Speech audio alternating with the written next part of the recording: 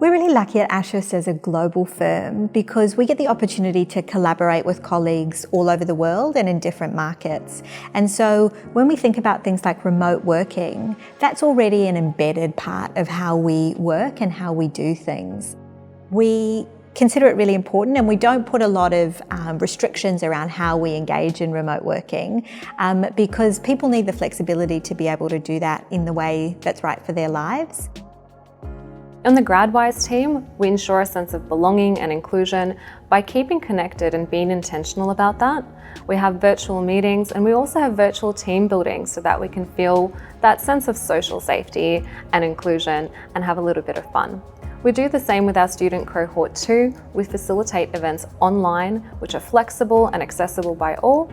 This includes learning, formal learning, but also activities to enjoy such as trivia, mindfulness, gratitude, and many other activities as well.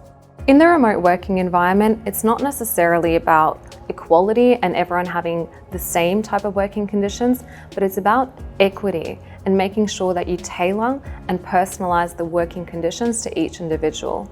This takes a strength-based approach and helps students, graduates, employees to perform their best in the way that they know that they can perform best.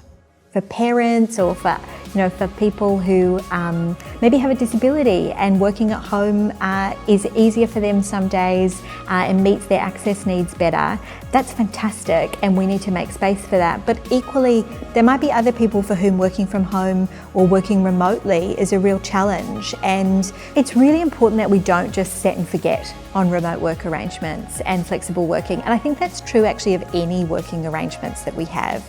I think there can be a tendency to start something and then assume that it's going to work for everyone in perpetuity. But it's really important that we continue to check in. I think every organisation has a responsibility to educate themselves on what equal opportunity actually looks like.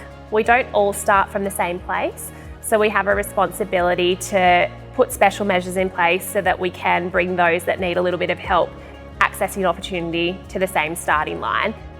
In our experience at GradWise for students living with disability, we see that flexible work arrangements and remote working environments actually provide the flexibility for them to be able to manage their work and life and also to manage their disability, which actually sets the conditions for them to perform their best and helps to demonstrate their strengths and naturally leads to more recognition and more progression.